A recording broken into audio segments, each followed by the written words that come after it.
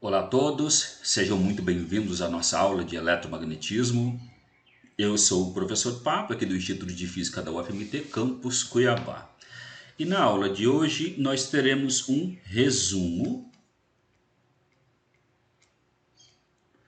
sobre operadores diferenciais em vários sistemas de coordenadas.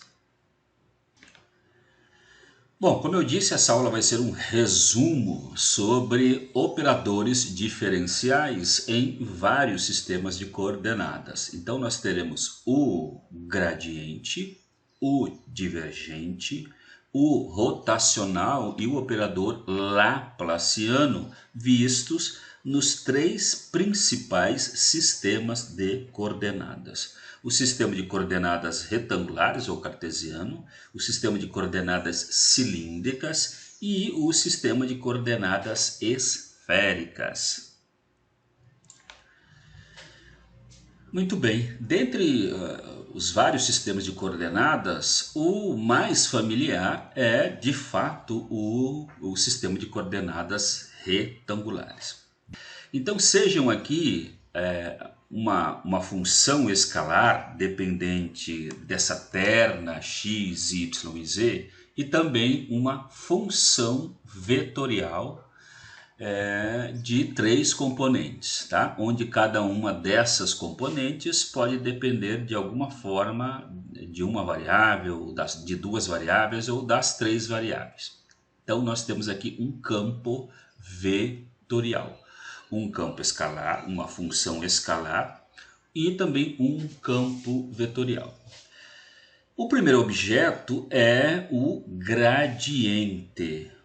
Como sabemos, o gradiente ele mostra a direção em que a função tem a sua taxa de variação máxima. Em coordenadas retangulares, z, y e x, nós temos aqui o nosso elemento de volume, em que todas as arestas têm o mesmo tamanho. Projetando aqui uma sombra no plano XY, esta aresta aqui vale dx, esta dy e a altura do cubo vale dz.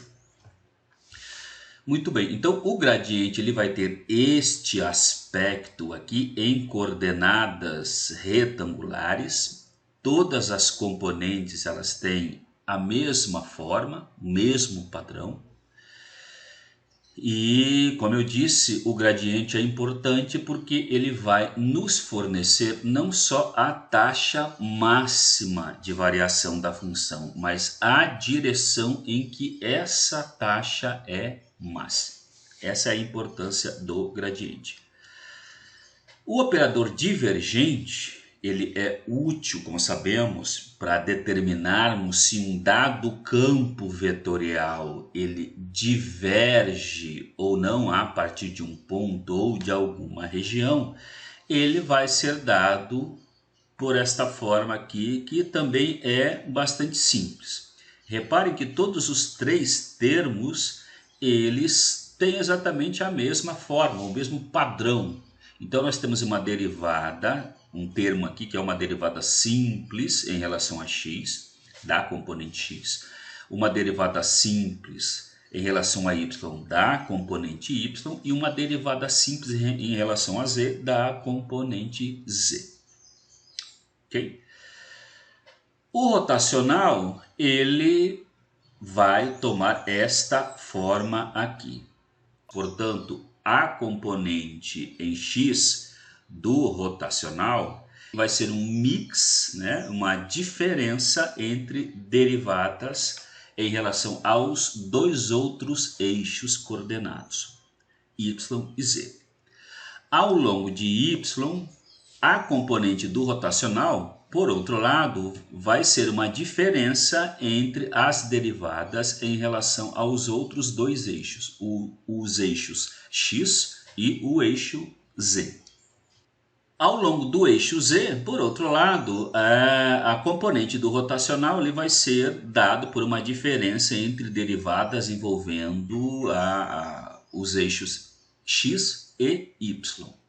Aqui o rotacional ao longo de Z, aqui o rotacional ao longo de y e aqui o rotacional ao longo de x. É claro que o rotacional, né, o vetor completo, vai ser algo em 3 dimensões, dessa forma aqui, ok?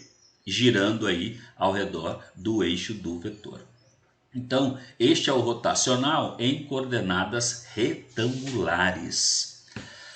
O laplaciano, que, como a gente sabe, emerge da atuação do operador nabla escalarmente nele mesmo, vai ser composto por derivadas de segunda ordem ao longo dos 3 eixos coordenados. Então, o laplaciano em coordenadas retangulares também vai tomar uma forma bastante simples.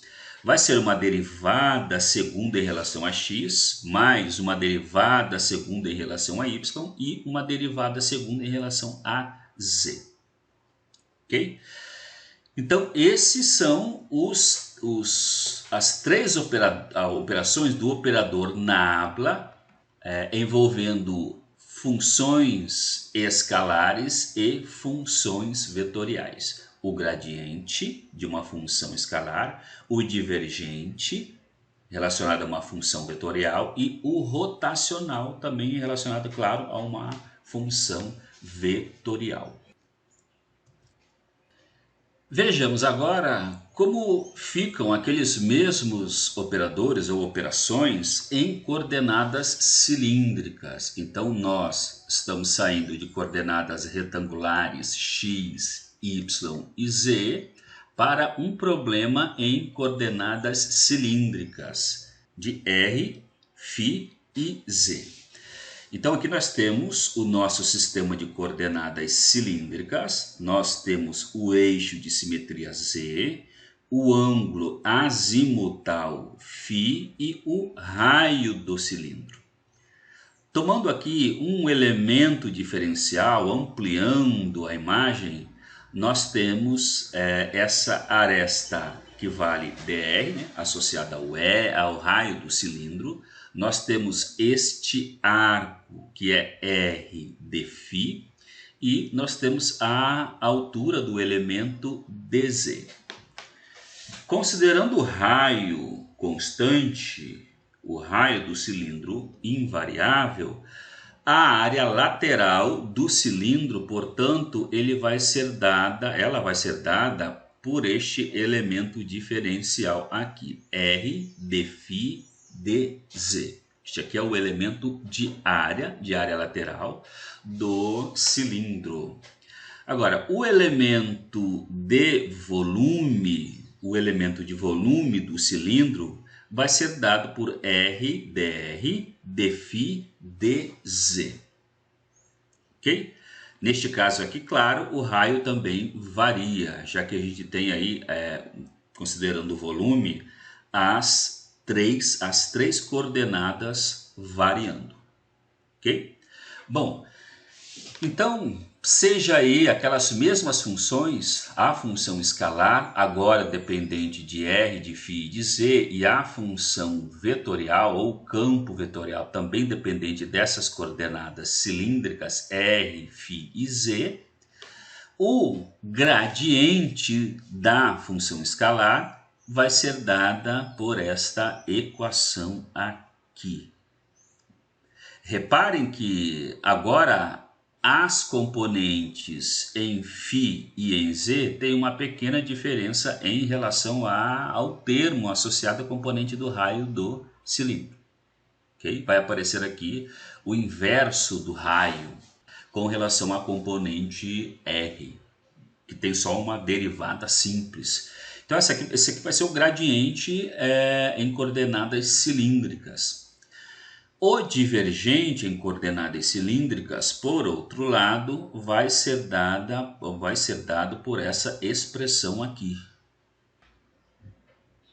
Por outro lado, o rotacional em coordenadas cilíndricas, resolvendo aquele determinante, tá, que vai aparecer, quer estejamos no sistema de coordenadas retangulares ou esféricas ou qualquer um outro sistema de coordenadas, o rotacional, ele em cada componente vai ser uma mistura de derivadas, na verdade uma diferença entre derivadas nos outros dois eixos. Por exemplo, ao longo do raio do cilindro, o termo do rotacional vai estar associado a derivadas em relação a φ e derivadas em relação a z. E, de igual maneira, né, o termo associado ao rotacional na componente do ângulo azimutal φ vai trazer uma diferença entre derivadas em relação a z e derivadas em relação a r. E, igualmente, para o rotacional ao longo do eixo z, virá como uma diferença entre derivadas em relação a r e derivadas em relação a φ. Então, observando de uma maneira mais apropriada, temos aqui o nosso rotacional. Eu peguei aqui aquele elemento diferencial em coordenadas cilíndricas e reparem que no plano, ao longo do eixo φ, o rotacional trará coisas do plano R e Z. Por outro lado, a componente do rotacional em R trará coisas relacionadas ao eixo Z e ao eixo φ. E o rotacional ao longo da direção Z, trará coisas associadas aos eixos φ e R.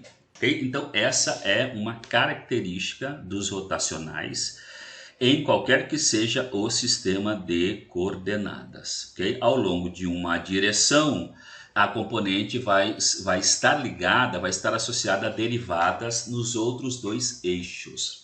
Okay? Então aqui fica o rotacional em coordenadas cilíndricas. Finalmente, o laplaciano em coordenadas cilíndricas. Okay? O laplaciano, que é dada por esta expressão aqui, tá? De modo geral. E em coordenadas cilíndricas, o laplaciano terá este aspecto aqui. Está aqui a primeira derivada, né? A derivada segunda, associada ao eixo R, aqui a derivada segunda associada ao eixo φ e a derivada segunda associada ao eixo Z. Reparem que os três termos, né, eles têm diferenças significativas em relação ao outro, tá? Então aqui as derivadas em R, as derivadas em φ e as derivadas em Z. Este aqui é o aspecto do laplaciano em coordenadas cilíndricas. Vejamos agora como ficam esses operadores ou essas operações em coordenadas esféricas. Como fica aí o gradiente, o divergente, o rotacional e o laplaciano em coordenadas cilíndricas. Então agora a gente sai de um sistema de coordenadas x, y e z, tá? E lê o problema em coordenadas cilíndricas r, θ e φ. Então está aqui a relação entre o sistema de coordenadas cartesiano e o sistema de coordenadas esféricas. Bom, no sistema de coordenadas esféricas, nós temos, claro, o raio da esfera, tá? O raio R da esfera, o ângulo polar θ e o ângulo azimutal φ. Ok? Bom, se a gente deseja calcular a área da esfera, ou seja, mantendo o raio constante, o elemento de área vai ser igual a R de φ seno de θ de θ. Pegando aí um anel dessa casca esférica, a gente observa aqui de maneira mais apropriada esse elemento de área ds. Aliás, aqui é R seno de θ. Ok? Está aqui o raio da esfera, o raio R, né? Supondo constante, já que a gente está calculando a área da esfera. Ok? Está aqui o ângulo θ, que ele vai ser mapeado entre 0 e π. E está aqui o ângulo azimutal φ, que vai ser responsável pelo giro, né? Esse giro aqui no plano, né? Neste plano YX, né? Lendo lá no sistema cartesiano, esse ângulo azimutal φ ele vai variar de 0 a 2π, ok? E R mantido constante. Bom, o elemento de área, esse elemento de área, ds, é dada por esta expressão aqui. Por outro lado, pegando um elemento de volume dessa esfera e aumentando essa imagem, nós teremos aqui desse elemento de volume este arco R de θ, este elemento de raio dr e este arco aqui R seno de θ de φ. Portanto, o elemento de volume em coordenadas esféricas será dado por r² seno de θ dr de θ de φ. Agora, com todas as variáveis variando, né? Então, R vai variar de 0 até o raio da esfera. Esse ângulo polar ele vai variar de 0 a π, vai continuar variando de 0 a π, e o ângulo azimutal φ vai continuar variando de 0 a 2π. Bom, a gente sabe que o ângulo θ ele só pode variar de 0 a 2π. Por que ele não pode variar de menos π a π, né? Porque se a gente, né, tomar o θ variando de menos π a π, nós teremos uma dupla contagem nessa componente aqui, o que vai dar um valor errado para o cálculo, por exemplo, do volume da esfera. Okay? Vai ficar duplicado. Então, na verdade, o ângulo polar θ ele só varia de 0 até π. Ok? Muito bem, então o gradiente em coordenadas esféricas r, θ e φ, eu estou pegando aqui uma função escalar, estou chamando de v, tá? Uma função escalar dependente da terna r, θ e φ, o gradiente dessa função terá agora esse aspecto aqui. Reparem que a gente tem um termo aqui um pouquinho mais complexo, né? Que envolve este fator 1 sobre r seno de θ. Tá? A gente tem esse termo aqui do meio com o fator 1 sobre r. Tá? E o primeiro termo é que traz uma derivada simples em relação ao raio. Okay? Então, este aqui é o gradiente em coordenadas esféricas. Por outro lado, chamando aí de este vetor v do nosso campo vetorial, o divergente, né, calculando o divergente, né, a gente querendo saber aí se esse campo vetorial diverge ou não diverge, em coordenadas esféricas, o divergente terá o seguinte aspecto. Nós temos este termo aqui associado à componente R, este termo aqui associado à componente θ, e aqui o terceiro termo associado à componente φ. Okay? Então tá aí o gradiente e o divergente em coordenadas esféricas. Já o rotacional em coordenadas esféricas, r, θ e φ, toma este aspecto aqui, ok? Então ele toma um aspecto aí um pouquinho mais complexo, porque ele está num sistema de coordenadas mais complexo, tá? Então é natural, claro, que esses operadores eles tomem aí aspectos mais complexos, tá? Já que os sistemas de coordenadas são diferentes, obviamente, né, que esses operadores ou essas operações tomarão caras distintas, formatos distintos, tá? E este aqui é o rotacional em coordenadas esféricas.